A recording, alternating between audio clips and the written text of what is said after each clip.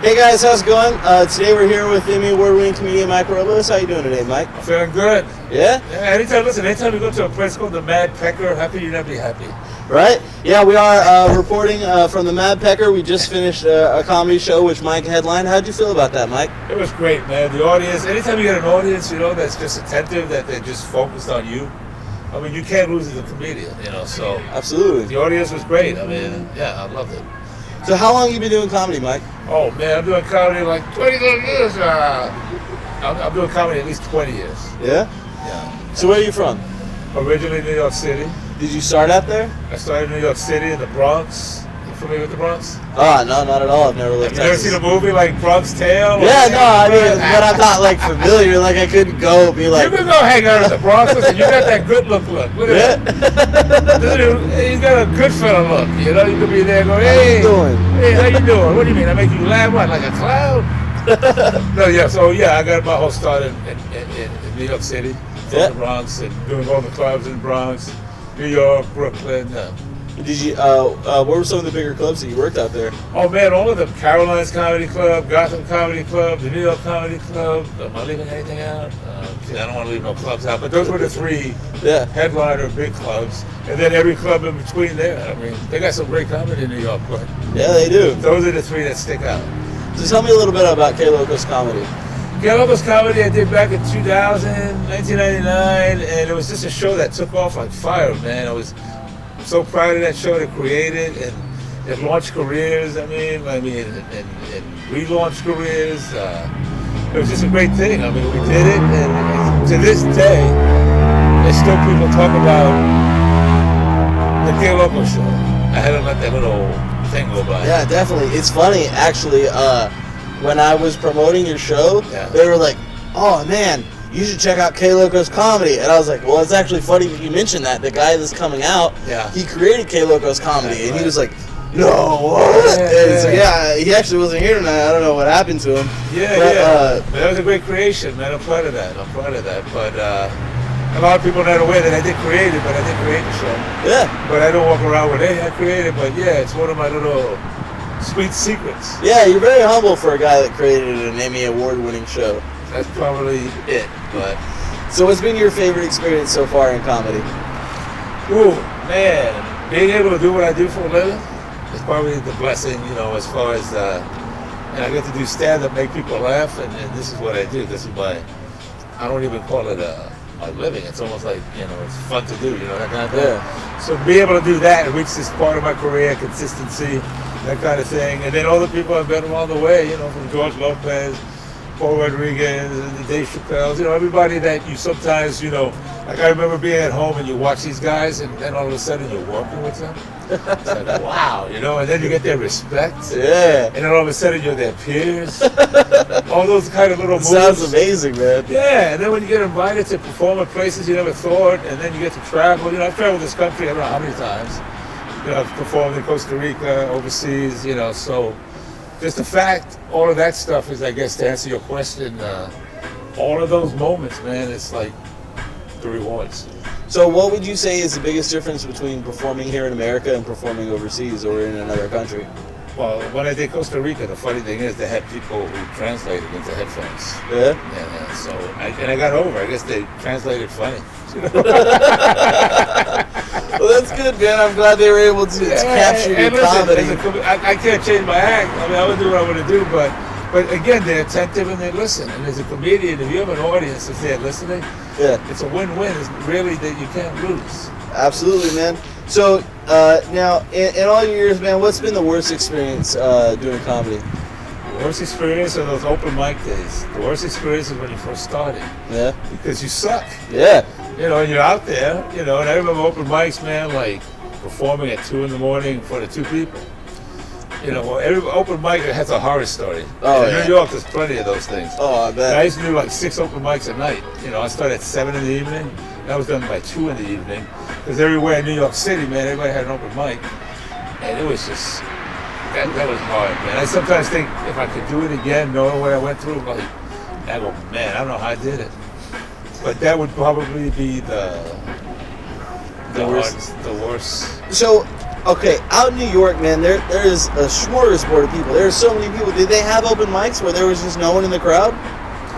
Oh yeah. No, well, you always have someone in the crowd, but if it's, let's say, I'm doing a 2 a.m. spot, or it's 1 in the morning, yeah, then you never had 5 or 6. Yeah. But when the open mic started, like at 7 or 8, oh yeah, those ones would be packed. It's not like today. Now it's packed with comics. They still have comics, but they would have audience that were there. But with an open mic, sometimes you get the first spot, and sometimes you get like this 80th spot. Yeah. I'm Mike Robles, but back then I'm an open micer, so it's not like, hey, put him up second. No, it's like, hey, you're going up at 1, come back. I go, oh man, so now you got to find like 3 other open mics to go to. Yeah. To come back to this one. Now you're an Emmy Award-winning comedian. Oh yeah, hey! Now describe that feeling to me. First off, what did it feel like when you got nominated for an Emmy? Honestly, I knew about the nomination. I wasn't into like awards. I was performing with TrillerHighLife. We're in San Diego performing, and then I got a call from Miami because that's where we based the show out of, and the producer was all excited. Mike, we won the Emmy, I go, really? That's great, okay. And honestly, I didn't even know the Emmys was that night. They had them in Miami, like the local Emmys and stuff. I didn't even know, and I was like, wow, all right, I got me an Emmy, and what do you want me to do with the award? I go, I don't know, keep it. It's like, so you weren't at the reception for the Emmy that you won? No, I was not there. I was performing live in San Diego with the TrillerHighLife live comedy tour, starring Gabriel Iglesias, Felipe Esparza, those guys. And we were performing. We were on the road. But at the same time, he's a funny guy. Really funny. I didn't make him funny. Yeah. He's always been funny. Yeah. But the show itself, I'm sure I had played a role in letting the world know about that funny. So you've been ranked one of the top 10 Latino comics of all time. Now, how do you feel about being? I don't know about all time because there's so many, but yeah, there was like maybe in 2007, they do all these like top comedians. Yeah. And I was put in the top 10. Recently, like last year, you had Latina Magazine. We put me in the top 33 badass comedians. So it's nice to be on the top whatever. At least, again, I'm a humble dude. I don't go by first, second, third. I just know when it comes to Latino comedy or comedians, Mike Robles' name is always in the mix. Yeah, it is. So how'd you get started in stand-up comedy? Well, I used to work for the airlines. Okay. The joke, I remember one of the first jokes I had on stage is like, oh yeah, I work for the airlines. They said, I can't tell you the name, but I'll give you the initials, TWA. Ha ha ha. That's one of my first jokes. Yeah. But I worked in customer service, and it was just the complaints every day of people complaining. So, as comedians, you go up there and you rant. Yeah. A lot of times I go up there and I rant, and so we just rant after work. Co-workers getting together about, can you believe that phone call? This guy's gonna call about luggage and this and that. Anyway, I had an open mic. I decided to grab the mic and tell a story of what happened that day to me at work. And people were like laughing. And I was like, oh, that's interesting. And then anyway, all the way home, I don't know, there's a little paper called The Learning Annex. Yeah. I don't know what you call it out here. But it's how to be a cook in 4 weeks, how to, I don't know, build a website in 3 weeks. It said how to be a stand-up comedian in 4 weeks. Yeah. $65. And this is going back to when I started over 20 years ago. So I said, you know what, I'm going to pay $65 and sit in, how to write a joke, how to construct a joke. And I did all that. And the final class was a performance at Stand Up New York. Okay. And I got to perform in front of 200 people. 5-minute routine I prepared. And I killed. Oh man, and I said, I got to do this. And this is what got me into it. Now the next night I went to an open mic with the same exact 5 minutes, and I bombed. I said, what happened? I went from kill to bomb, but the bug was in me, and I never turned back. And then, what happened is I kept doing it. And the next thing you know is if you're good at it and you stay at it, you start getting paid for it. And then I started noticing maybe a year and a half, 2 years in, I was making about the same amount of money that I was making working 40 hours a week. Yeah. And that's when I had to say, what do I want to do here? So what would you say was your first big break as a comedian? Wow. I've always been one to make my own breaks. Yeah. So I would say when I created my own shows. Yeah? Yeah. A break never came to me with someone else's show. A break always came to me with a show I created. And I created a lot of shows. And I can relate to that, man. I mean, I've only been doing comedy since January, and I've already got this spot. And I've got another spot opening up in the spring, which I'm very excited to have you come out and perform out there. And that would be my advice to anybody who's doing it, like breaks. I mean, you make your own breaks. But for me personally, if you want to make your break, create your own show, man, and you're now in total control. Yeah, I mean, that's the thing I love about it. If you had to describe your comedic style to someone who had never heard you before, how would you describe that? Well, the way it's been described to me is somebody who's cool, somebody that I like to hang out with, someone I like to chill with, somebody who's humble, somebody who's funny, that make me laugh, like a cool dude I want to hang out with. Okay. Pretty much, I could get zany, I could get, start ranting, I could make fun. There's so many ways I can go, but an interesting guy. Okay. Yeah. Now, do you have any comedic influences? Like, who are the comics that you watched before you started, or did you watch comedy before you started? I used to watch comedy. I think it used to make me laugh. Robert Williams would make me laugh for his physical humor. I remember Freddie Prinze is probably my hero because he's, Latino, and he kind of made me see him like, if he did it, I could do it kind of thing. But him, Eddie Murphy. Okay. George Carlin became a fan later just because of where he was going, but I'm a fan of comedy. Even to this day, Bill Burr is one of my biggest fans. Well, I'm one of his biggest fans, I should say. I'm sorry about that, Bill. I know we never met, but I love his style, that kind of thing. So if you had to describe your set in like 3 to 4 words to someone who has never heard you before, what would you say? I would say definitely out of the box. Okay. Hilarious, observational, and what I put on my website, if you go there, MikeRobles.com. I'll link down at the bottom. I take you on a roller coaster ride, man. It's just out of the box, funny observations, and it's like a lot of oohs and ahs and oh snaps, it's like a little journey. Let's take a little ride together, and when I bring you back, y'all gonna say, you know what, I enjoyed the ride. Yeah, I mean, I definitely learned a lot tonight from your set. But one thing that I'd like to know is, at what point do you become a pro? At what point are you no longer an open micer? Are you no longer someone who does comedy as a hobby? At what point are you a comedian? Like, that's an interesting question because, like if you're a doctor, if you're a lawyer, you get a certificate that says you are now a lawyer, you are now a doctor. There's comedians don't get, you are now a professional comedian. So it's kind of hard. That's a great question. And it's like, when do you do that? And I once asked a friend, how do I know that I'm actually a professional comedian now? He goes, well, first of all, when you start getting paid regularly.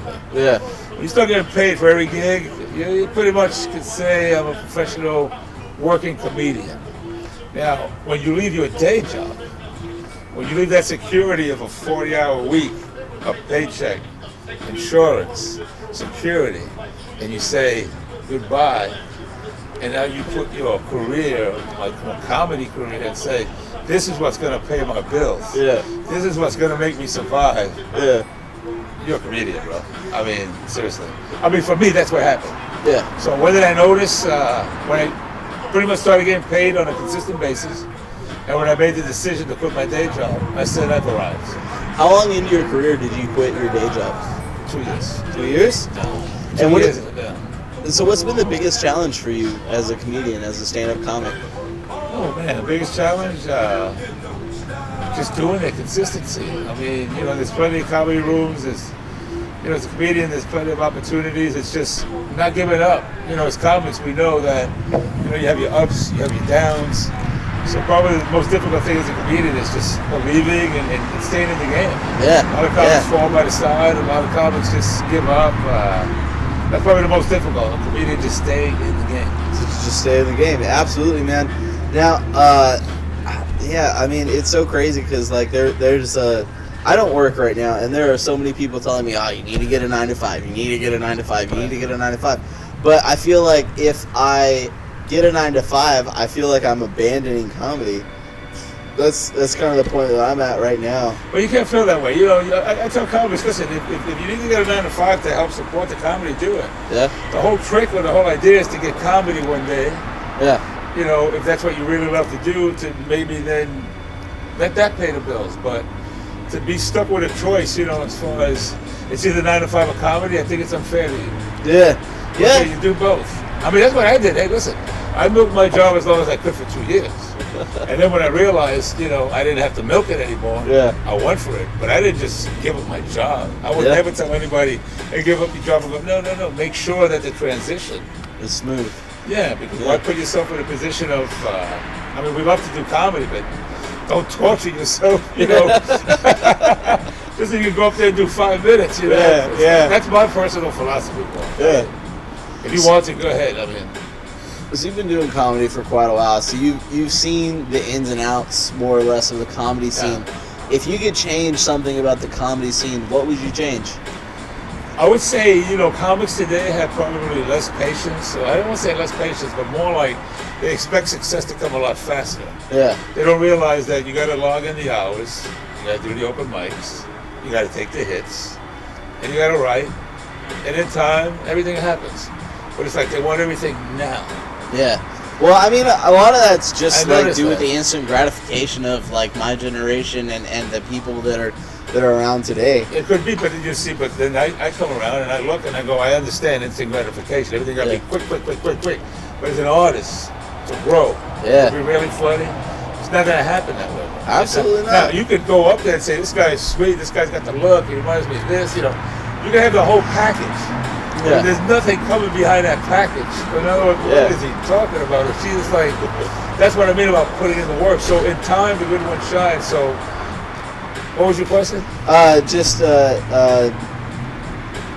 If you could change something about the scene of comedy. So what I would change is basically, not that I wouldn't even change it. I would just say a nice change would be that these comics today understand. You got to put in the work. I'm not saying they all do, but I've been out there enough to know that some of these guys think in 3 weeks I'm going to be a star. Yeah, it takes a little bit longer than that. Now, a lot of people say that the biggest comedians, like Louis C.K., like Bill Burr, Kevin Hart, people like that, they have an image, like Anthony Jeselnik. He's the offensive guy. He's going to offend everybody in the crowd and everybody's going to love it. What would you say your image is? Well, I don't know. It depends how people want to see me. Like I said, I'm a cool guy people want to hang out with, I'm a smart guy. Yeah. So many different ways I can go. So I would just say interesting, smart, funny. I get on my rants. But I understand, I'm not like the father type character. I'm not this character. I would just say attitude. Okay. I don't like to compare myself to other comedians. But as far as, I bring it, I have something to say, and I have an attitude behind it. Okay. And that's what I do. And people know that. I go, this guy, look at my face. Yeah. My voice, hey, this guy, I can't tell how many people say, hey, you sound like Rodney Dangerfield. I go, I don't know what that, I guess that's a compliment, but at the end of the day, I bring what I want to bring with attitude. So who would you say your fans are? Who makes up the biggest portion of your fans? I go across the board. Although people say Mike Robles, Latino comedian, I'm Latino, but I work any audience. They're all white, all black. It don't matter where because what I talk about is universal. Yeah. So I don't go to the stage and just talk about only this people get it and this people. My stuff is universal appeal. So, and that's the beauty of it. So after the show, whether it's white folks, Asian folks, black folks, Latino folks, and they all go, what, I really enjoyed your set. Yeah. That means I'm talking to each and every one of them. Oh, yeah. Yeah, so my stuff is universal. Let's get that out there, man. My stuff is not Mike Robles, universal, yes. Yeah, and that's kind of what I was talking about earlier. I was like, when you got rated one of the top 10 Latino comics, for me, if I got rated one of the top 10 white comics, I'd be like, yeah, but why do I have to be segregated as can't I just be top 10 comics or something like that? It's almost like a personal kind of Latinos want to embrace you like he's one of ours. Yeah. I like that. He's one of ours. He happens hey, this guy's universal, but he is Latino. It's kind of a cultural, prideful thing, but no harm is meant, but I get it, but I don't want to be boxed in either. Yeah. Where people go, oh, Latino mean all he's going to talk about is that. Where I probably talk least about it, although I have tons about it. Yeah. But again, it's universal. I look at my audience, I know which way I gotta go. Have you ever had any like weird fans or like stalkers or anything like that? You always have some, you know, who are repeatedly nice over and over, especially with social media. Yeah. And you know, you don't want to be rude or anything, you know, but you go, oh, thank you, but how many of these can I get before you go, hey, crazy lady, you know, hey, crazy guy. And I had a guy who told me that he thought I was, what did he say? I must get a rush about laughing, and the guy loves my humor. Yeah. But then puts the word, I'm not gay and you're not either, you know. Yeah. So I don't want to say it's weird, but it's like, you get them on both ends. Some people just sometimes make sense, but I'm polite about it, and move on. So you've been touring for how many years now? I've been at this like for 20 years. So yeah. I've been on the road probably for the last, I don't know, 15. So describe life on the road for a comedian to those who don't really I make understand. a rule, when I do comedy, I do not stay at hotels or motels with numbers. Okay. You got that? No. No Motel 6. Okay. No Super 8s. Okay. All right? That's rule number one as a comedian. Put me in a decent freaking hotel. A Holiday Inn. Give me something. Even though they gotta, you know what I'm saying? You know, we're going to perform. You want to feel good when you leave that hotel. Yeah. To go to the club, and you're leaving a Motel 6, no offense, you know, with the little bar of soap is this big, you're not in a good mood. Yeah. But no, the road is great. I mean, you know, you do what you do. Like I said, you get to visit cities that you've never been to. But again, as a comedian, when you become a working comedian, you also expect the road to be just as nice as the actual venue. Yeah. So don't let them just stuff you 5 in a room kind of thing. Absolutely. So, like, if you had to say, where's your biggest, like, core group of fans? Like, where do you have, like, the big, like... Well, I don't want to brag or anything and say most people. All over. But if you had to pick one spot that really... I'm being honest. I mean, I'll pick spots, all right? For example, I am from New York, so I have a huge base in New York. Right. Right? Huge base in Texas, Southwest, up and down California, most of the country. Yeah. Because, again, it's also because the Columbus to also put me on the map, you know, out there. But I would say New York City, all over Texas, Southwest, LA. And so it's your versatility that allows you to appeal to those people from all over different parts. I said universal stuff, versatility, your likability, Mike Robles, your humbleness, you're cool to hang out with. I want to know who you are. I want to feel you. It's all, you see what I'm saying? It's all a package, man. Yeah, I mean, so you look at this guy, interesting. All right, so this guy did this and he does this and he's got that New York accent, but yet he's in Texas and he's out here and he's. In other words, I want to get to know him even more. Yeah, that's the appeal. Yeah, and then when you go, you bring it. Yeah, you just got to bring it, man, and then people line up. So, do you have any words of wisdom for? How old are you now? Words of wisdom. I am timeless in this universe, my friend. Do you have any words of wisdom for the youth of today? Very simple, man. Just believe in yourself. I mean, it sounds cliche-ish. Yeah. Too many people give up, you know? At the end of the day, I mean, whatever the mind believes, the body follows, you know? I don't want to get too deep with you. That's good one. But that's the words of wisdom. You know, if you love what you do, then nobody can stop you, you know? I do what I do because of the passion. I really love what I do. I don't do it for the money. But like I tell friends, and the best advice I once gave a friend to this day, he told me, because you know that works. And it's like, whatever you do, don't do it for the money. Do it for the love. Yeah. So if you're doing comedy because you love it and the passion. And believe it or not, you're going to be so good at it, people are going to want to pay you for that passion. That's where the money comes. All right. You know, so love what you do, believe in what you do, and that's all that matters, right? Yeah, absolutely. I mean, I love what I do, and it. You look like a happy guy. I mean, look at this guy. He looks happy. He looks healthy, right? Yeah, He's 9 to 5. You got a 9 to 5 gig? No. Not yet. All right. I mean, but you're doing comedy. Yeah. He's a happy guy. I'm a pretty happy guy, man. And you know, one of the great things about it is that I've had like my mom. You know, you want to hear something funny? Let me touch you up. You said say words of wisdom, right? Yeah. I have to tell you the story. I don't know how many people. Are you familiar with Deepak Chopra? Yeah, I read his. Yeah, Deepak Chopra is one of the 100 most influential people in the world. Okay. Who I met on MySpace. All right, that throws it back. Remember MySpace? Yeah. So I want to cut the story short, but here's a man, 100 most influential persons in the world that I attracted because of comedy. Yeah. This is when I went to Costa Rica and opened up for a huge convention of this. Yeah. But the story is, or the point being is, if you love what you do and you have passion behind it, you'd be surprised of what's going to happen. Yeah. But Deepak Chopra was one of those dudes that I got to meet doing comedy. You know, he's had great reviews about you. I can't exactly quote it right now, but he says he says you're out of the box. He absolutely loves you. Right. How do you feel about his work? I'm a big fan of the man. Yeah? Yeah, we went to spirituality and all that stuff. Yeah, I mean, I'm a huge fan of his. But that's what I'm saying. So at the end of the day, you know, it's just that passion for comedy just brings all these opportunities. So was your family supportive in you getting started in comedy, or did you have somebody like supporting you along the way? Or no, I've always supported myself. I don't, you know, I'm one of these guys that you support. I mean, it's nice to have the support of people. Yeah. But it goes back to what I believe. You gotta believe in yourself. So, as far as, you know, words of wisdom, it's that. And, hey man, I love what I do. If you love what you do, how can you be wrong? Absolutely, man. You know? So do you have any other talents like outside of comedy, or like anything like maybe like woodworking or something that you really like to do or something? Shit. I don't know. I breathe and eat comedy. Is there anything else I like to do? I like to draw pictures of clowns for some reason. I don't know. Yeah. But it's always the same freaking clown. Yeah? It's the only one I know how to do, but it's a happy clown.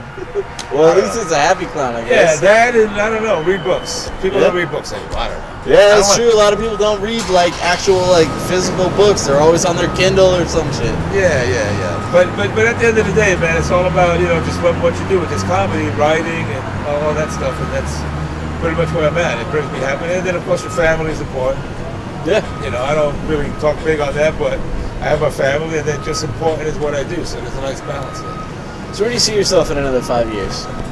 I don't know, man. I just see myself right now in front of the Mad Pecker. And this is where I am right now. No, you know what I like to be doing in 5 years? I like to be somehow, and it's happening now actually, where I get more and more young guys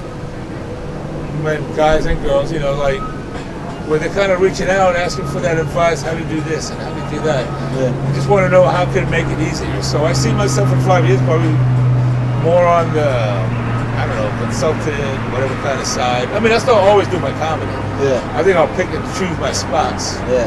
But I think then I'll probably be, you know, doing more public speaking now to kids, which is a whole different avenue. I mean, I've done where I'll go and speak to college students about my story, like I call it from the Bronx to Hollywood.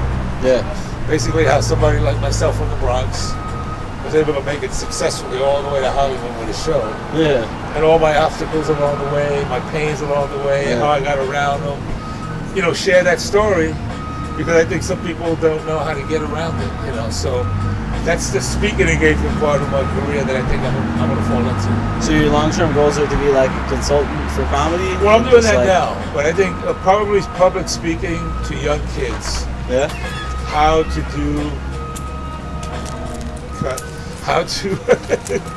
cut again. Can you cut in front of the camera one more time? There you go. Your ass is showing. Sorry. No, you're fine. It's not though. You think it is because you're looking at it. I am. But it's not. See, if you've seen my ass, it's not completely showing. I haven't. Right ass. So at the end of the day, yeah. So I would say I'm doing more public speaking now. Good. Probably in the next 5 years. So if you could perform with anybody, alive or dead, who would you perform with? You can list up to 3. Yeah. I would love to perform with George Carlin. Yeah.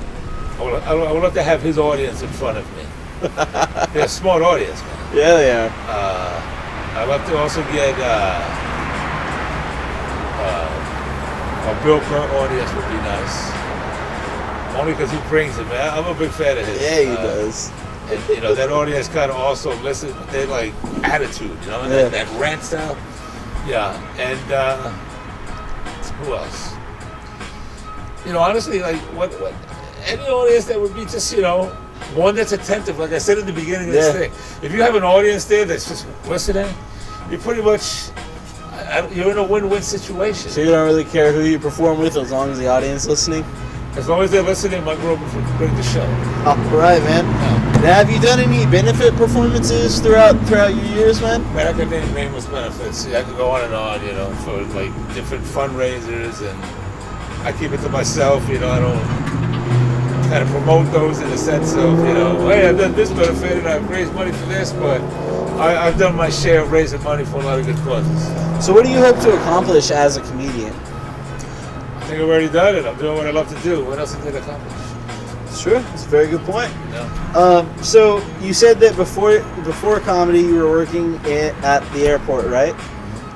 So describe your life before comedy a little bit. Like, what was your whole day in, day out? Did you ever think that you would be like a stand-up comedian? Well, man, it was simple. I was just a simple guy, making a living like everybody else. I like to work for the airlines. I was fascinated by planes growing up, since I couldn't fly one. I was afraid of heights. Yeah. I loved airplanes, but I was just afraid of flying those things. So the next best thing was work with an airline that I was always surrounded by them, and I worked for the airlines probably over 10 years as a career. So as a comic that's 20 years in, how would you define success? Your hand on top of that thing again? What is that?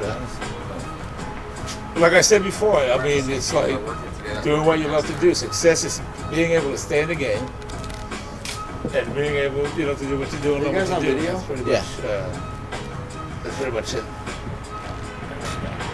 Okay. All right.